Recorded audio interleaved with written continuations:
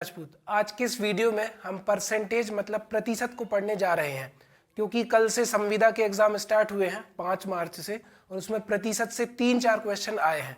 तो जिनका maths weak है, जिनको परसेंटेज समझ में नहीं आता, उनके 2-3 नंबर भी एग्जाम में आ जाएंगे और उनको परसेंटेज सीखने को भी मिल जाएगा। और जिनको परसेंटेज आता है वो भी अगर वीडियो में एंड तक बने रहे ना, तो उनको कुछ ना कुछ सीखने को जरूर मिलेगा। ये मेरा आपसे प्रॉमिस है। तो चलिए फ्रेंड्स, आज की क्लास शुरू करते हैं। और परसेंटेज के साथ साथ विभाजिता के नियम भी आए हैं। तो विभाजिता के नियम पर मैंने ऑलरेडी पहले से वीडियो बना रखे हैं कि कोई संख्या 7 से कब विभाजित होती है, 18 से, 23 से, 29 से एंड सो ऑन। तो आपको क्या करना है कि मेरे प्लेलिस्ट में वीडियोस को सर्च करना है और उनको देखना है। आपके 3 से 4 नंबर एग्जाम में बन जाएंगे। तो चलिए फ्रेंड्स, शुरू करते हैं। मेरा नाम अनिल सिंह राजपूत है। मैं सागर मध्य प्रदेश का रहने वाला हूँ।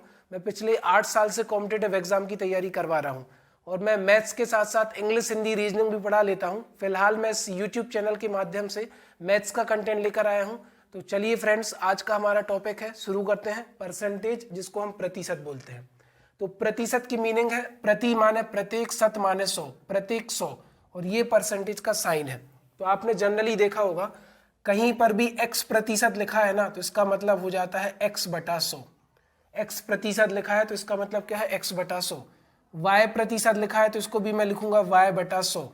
z प्रतिशत लिखा है तो इसको भी मैं लिखूंगा z/100। इट मीन्स x को 100 से भाग करेंगे, y को 100 से भाग करेंगे, z को 100 से भाग करेंगे, मतलब प्रतिशत मतलब 100 से भाग। ठीक है, जैसे लिखा हुआ है 40%, तो 40% को मैं क्या लिखूंगा, 40/100। और 20 दूनी 40, 20 पंचे 100, 40% हमारा कितना बन गया, 2/5। तो 2/5 कह लो या 40% कह लो, बात एक ही है। अब इस चैप्टर को मैं पहले कुछ क्वेश्चन से शुरू करूंगा, फिर उसके बाद बेसिक चीजें बताऊंगा। जैसे मान के चलो, सबसे पहले जैसे मैं कहूं कि किसी भी परीक्षा में कुल अंक है आपके 500। कुल अंक कितने हैं, 500। और प्राप्तांक है 440। प्राप्तांक है 440। 500 नंबरों की परीक्षा में, बेसिकली जब हम 10th क्लास में थे, मैं 10th में था, तो 500 नंबर की परीक्षा होती थी और मेरा उस टाइम पे 442 जो था वो प्राप्तांक था। लेकिन अभी हम 440 लेकर चलते हैं। तो 440 नंबर मिले अगर 500 में से, तो मेरे कितने परसेंट बने होंगे ये मुझे निकालना है। तो मैं क्या करूंगा, 440 मिले हैं कितने में से, 500 में से। 440 मिले हैं 500 में से, और किसी भी भिन्न का प्रतिशत निकालने के लिए 100 से गुणा। किसी भी भिन्न का प्रतिशत निकालने के लिए 100 से गुणा। तो 2 जीरो से 2 जीरो कट गए, 5 एकम 5, 5 अट्ठे 40, 44 में से 40 गया, बचा 4, फिर जीरो उतारा, 5 अट्ठे 40। इट मीन्स मेरे 88% बने। नेक्स्ट क्वेश्चन देखो, अगर मैंने कहा 72 ग्राम 360 ग्राम का कितने प्रतिशत है। ठीक है, मैं ऐसे क्वेश्चन लिख रहा हूं जो एग्जाम में डायरेक्टली पूछे गए हैं या फिर आपसे पूछने के चांसेस हैं। 72 ग्राम 360 ग्राम का कितने प्रतिशत है। तो आप कहोगे सर 72 ग्राम के बारे में बताना है कितने में से, 360 में से। 72 ग्राम के बारे में बताना है 360 में से। किसी भी भिन्न का प्रतिशत निकालने के लिए 100 से गुणा। तो 0 से 0 कट गया है ना, 36 से कम 36, 36 दूनी 72 और 10 दूनी 20, मतलब 20% इसकी वैल्यू आ गई। नेक्स्ट क्वेश्चन अगर मैं डिस्कस करूं, तो नेक्स्ट क्वेश्चन मैंने लिखा 68 किस संख्या का 25% है। 68 किस संख्या का 25% है, आपको ये बताना है कि कौन सी संख्या ऐसी है जिसका 25% करने पर 68 आता है। तो सबसे पहले इस क्वेश्चन को करने का तरीका क्या है, आप 25% की भिन्न बनाओ। तो 25% प्रतिशत हटाओगे तो प्रतिशत मतलब क्या आ जाएगा मेरे भाई, 100 से भाग, प्रतिशत हटेगा तो 25/100 हो जाएगा। 25 से कम 25, 25 चौको 100, भिन्न हमारी क्या बन गई, 1/4। अब किसी भी भिन्न में अगर नीचे की संख्या बड़ी है ना, तो इसको अपन कुल भाग कहते हैं। क्या कहते हैं, कुल भाग। अब 4 में से एक भाग मेरे कितने के बराबर है, 68 के बराबर। तो जब एक भाग की वैल्यू 68 है ना, तो 4 भाग की वैल्यू कैसे निकलेगी, 4 गुणित 68, तो 60 चौको 240, 8 चौको 32, 240 में 32 जोड़ा तो 272, 272 इसका आंसर आ गया। एक तरीका क्या है, इसको x मानकर भी कर सकते हैं। माना x का 25% 68 है, तो मैंने लिखा x का 25% बराबर 68 है। तो अभी मैंने बताया 25% मतलब 1/4, तो x गुणित 1/4 बराबर 68। ये 4 ऊपर जाएगा तो 68 और 4 का गुणा कितना आ जाएगा, 272। उम्मीद है आप समझ पा रहे होंगे। मैंने कुछ क्वेश्चन लिखे हैं आपके सामने, सीधा सीधा एसएससी जैसे एग्जाम में क्वेश्चन पूछा गया है। 3:4 को प्रतिशत में व्यक्त करके बताओ। 3:4 को प्रतिशत में व्यक्त करके बताओ। तो आप कहोगे 3:4 को मैं लिख सकता हूँ 3/4, और किसी भी भिन्न का प्रतिशत निकालने के लिए 100 से गुणा। ठीक है, तो अब क्या करेंगे, 4 एकम 4, 25 चौको 100, और 25 दिया 75% आ गया। इट मीन्स 3/4 को मैं परसेंटेज में कितना लिखूंगा, 75। 3:4 को लिखा 3/4, और किसी भी भिन्न का प्रतिशत निकालने के लिए 100 से गुणा। तो 4 25, हम 25 दिया, कितना आ गया 75। जो भी इस वीडियो को देखेगा गारंटी से उससे संविदा में क्वेश्चन बनेगा, मैं आप लोगों से प्रॉमिस करता हूं। बस वीडियो को आप एंड तक देखिए, चीजों को समझने की कोशिश करिए। जिस उत्साह के साथ मैं आपको नॉलेज डिलीवर कर रहा हूं, उस उत्साह के साथ आप भी डिलीवर मतलब उसको ग्रहण करिए। ठीक है, तो 3:4 का कितना बन गया, 75%। कुछ ऐसे बेसिक से क्वेश्चन आए हैं एग्जाम में, जैसे मैंने लिखा 440 का 20% कितना होगा। तो मैं सॉल्व करके आपको बता देता हूं। तो इसको लिखेंगे 440 गुणित 20/100, है ना। तो ऊपर के 2 जीरो नीचे के 2 जीरो से कट गए, तो 44 दूनी कितना आ गया 88। मतलब 440 का 20% कितना आएगा 88। एक क्वेश्चन और देख लो, आप एक दुकान पर गए, 1000 रुपए का जीन्स था, उस पर उसने 30% का डिस्काउंट दिया, 30% की डिस्काउंट दी। तो बताओ अब वो जीन्स कितने की पड़ेगी। तो 1000 आपने लिखा, 1000 गुणित 30, प्रतिशत मतलब किससे भाग, 100 से भाग, 2 जीरो से 2 जीरो कट गए, 30 दाम 300, मतलब 1000 रुपए पर 300 का डिस्काउंट मिलेगा ना, तो 700 बचेगा। ये पूरे क्वेश्चन मैंने इसलिए कराए हैं, डायरेक्ट कॉन्सेप्ट बताता तो लोग वीडियो को स्किप कर देते हैं, कॉन्सेप्ट नहीं समझना चाहते। This is the reason why मैंने पहले क्वेश्चन सॉल्व करा है। अब थोड़े से अपन कॉन्सेप्ट देखते हैं। देखो, एक की वैल्यू होती है 100% के बराबर। एक कितने के बराबर है, 100% के बराबर। 1/2 आपका 50% के बराबर है। ठीक है, पूरा जो एक था ना वो 100% के बराबर था। मैंने एक के 2 हिस्से कर दिए तो 50% हो गया। एक के अगर मैं 3 हिस्से करूं तो हो जाएगा 33 सही 1/3%, है ना। अब एक के अगर मैं 4 हिस्से करूं तो 1/4 हो जाएगा 25%। एक के 5 हिस्से करूं तो 1/5 हो जाएगा 20%। एक के 6 हिस्से करूं तो हो जाएगा 16 सही 2/3%। एक के 7 हिस्से करूं तो हो जाएगा 14 सही 1/7%। एक के 8 हिस्से करूं तो हो जाएगा 12 सही 1/2%। एक के 9 हिस्से करूं तो हो जाएगा 11 सही 1/9%। एक के 10 हिस्से करूं तो हो जाएगा 10%, है ना। एक के 11 हिस्से करूं तो हो जाएगा 9 सही 1/11%। अब सुनते जाना, 1/12 की वैल्यू हो जाएगी 8 सही 1/3%। 1/15 की वैल्यू हो जाएगी 6 सही 2/3%, है ना। और लास्ट में आपको याद रखना है 3/8 की वैल्यू हो जाएगी 37 सही 1/2%। 37 सही 1/2%, है ना। तो ये बेसिक था। अब मैं आपको सिखाऊंगा कैसे भिन्न को प्रतिशत में बदलते हैं या प्रतिशत को भिन्न में बदलते हैं, यह भी अपन डिस्कस करेंगे। तो मैंने आपको बेसिक समझाने की कोशिश करी है। अगर आपको वीडियो पसंद आता है तो आप लाइक और कमेंट तो करते ही हैं वीडियो में, बस वीडियो को शेयर और कर दीजिए। जो पढ़ने वाले व्यक्ति हैं उन तक शेयर करिए, है ना। वीडियो को जितना शेयर करेंगे, देखो नॉलेज आपकी तभी बढ़ती है, जैसे मैं आपको पढ़ा रहा हूं तो आपकी नॉलेज तभी बढ़ेगी जब आप नॉलेज को दूसरे लोगों के साथ शेयर करेंगे। मेरी नॉलेज बढ़ी है तो मैंने दूसरे लोगों के साथ शेयर किया है, मैंने नॉलेज को अपने तक संग्रहित करके नहीं रखा। तो आप वीडियोस को जितना शेयर करेंगे तो उनका भी नॉलेज बढ़ेगा। मैंने आपको दिया, आपने किसी दूसरे तक शेयर किया। तो आपको वीडियो अगर पसंद आ रहा है तो शेयर जरूर करिए। चलिए फ्रेंड्स, अब आगे के सवालों की चर्चा करते हैं। आपके सामने क्वेश्चन लिखा हुआ है 16 सही 2/3% को भिन्न में बदलिए। मतलब प्रतिशत को भिन्न में कैसे बदला जाता है, सबसे पहले आप वो सीखो। तो यहां पर लिखिए 16 सही 2/3%। सबसे पहले इसकी भिन्न बनाइए। तो 16 तिया 48, 48 और 2 50/3, है ना। क्या किया मैंने, 16 तिया 48, 48 और 2 50/3। प्रतिशत हटाया, और प्रतिशत हटेगा तो नीचे 100 आएगा। प्रतिशत मतलब होता है 100 से भाग। 50 से कम 50, 50 दूनी 100, ऊपर है 1 और नीचे 3 दूनी 6। तो 16 सही 2/3% को क्या लिखेंगे, 1/6।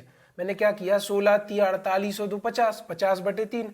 प्रतिशत माने 100 से भाग, तो 3 के गुणा में 100 आ जाएगा। 50 से कम 50, 50 दूनी 100, 3 दूनी 6, तो 1/6 फाइनल आंसर आ गया। 2:5 को प्रतिशत में बदलिए। तो आप क्या लिखोगे, 2/5। 2:5 को क्या लिख सकते हैं, 2/5। किसी भी भिन्न का प्रतिशत निकालने के लिए, किसी भी भिन्न का प्रतिशत निकालने के लिए आपको 100 से गुणा करना है। 5 एकम 5, 5 दूनी 10, तो आ गया 20 दूनी 40%। टोटल बनेगा 40%। 2/5 गुणे 100, 5 से कटा 20 बार, 20 दूनी 40%।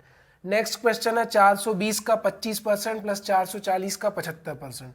तो इसको आप लिखोगे 420 गुणित 25 बटे 100 प्रतिशत माने 100 से भाग, 440 का मतलब गुणा प्रतिशत माने 100 से भाग, तो 75 बटे 100, 25 एकम 25, 25 चौको 100, 4 एकम 4, 4 एकम 4, भाग न जाए भाग नमस्ती 0, 4 पंचे 20, 25 दिया 75, 25 चौको 100, 4 एकम 4, 4 एकम 4, 4 एकम 4 0, तो 105 आ गया इस तरफ। तो यहाँ पर आ गया 110 गुणित 3 मतलब 330, और इसको अगर आप टोटल करोगे ना तो ये आ जाएगा 300 और 100 400, टोटल बनेगा आपका 435, मतलब इस क्वेश्चन का आंसर बनेगा 435।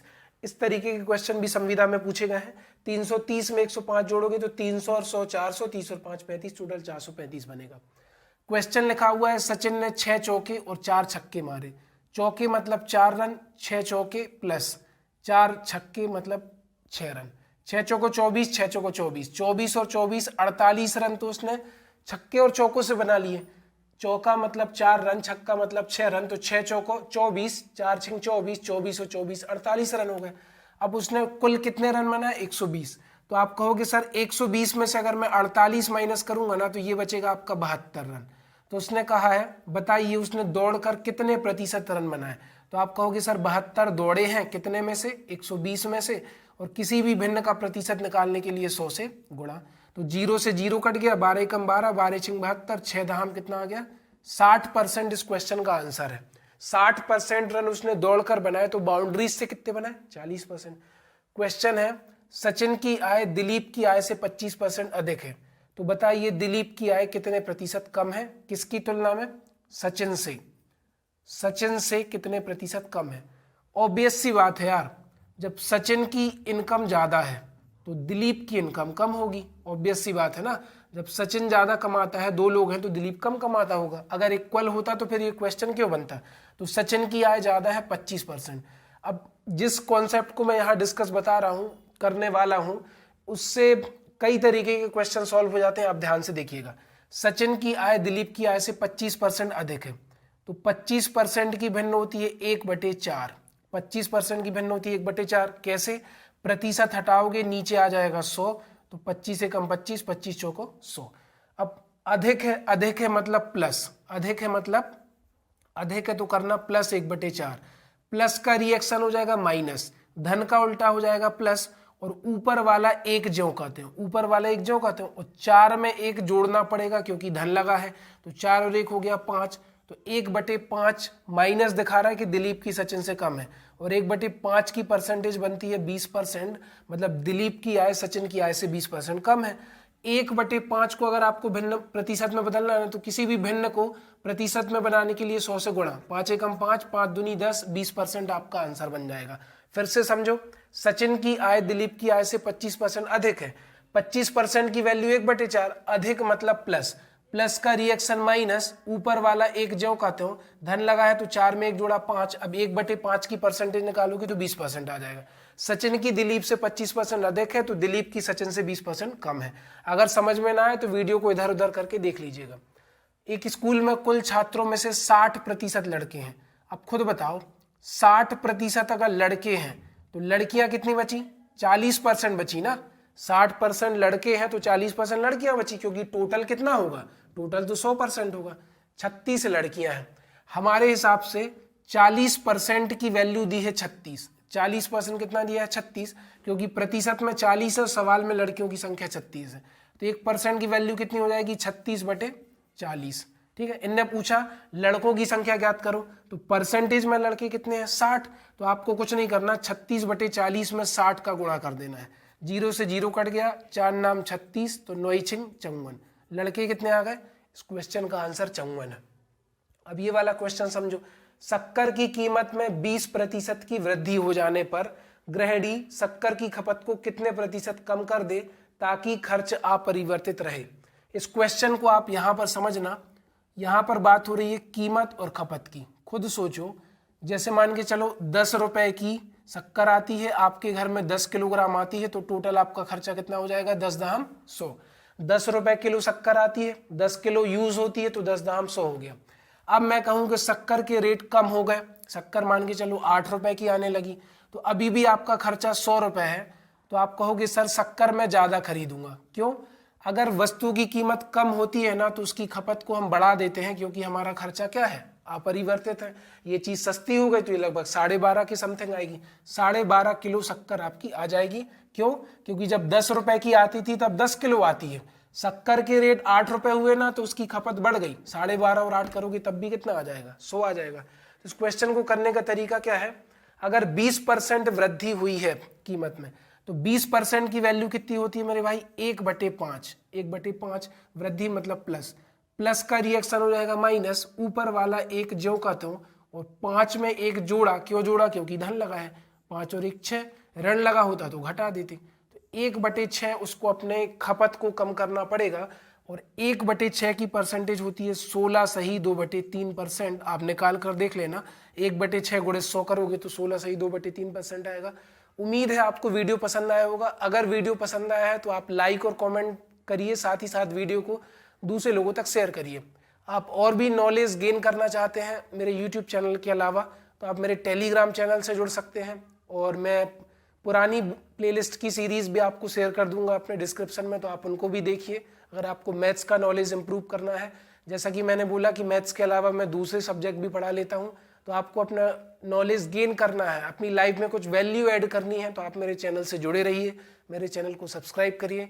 आज की वीडियो में इतना ही। जय हिंद, जय भारत।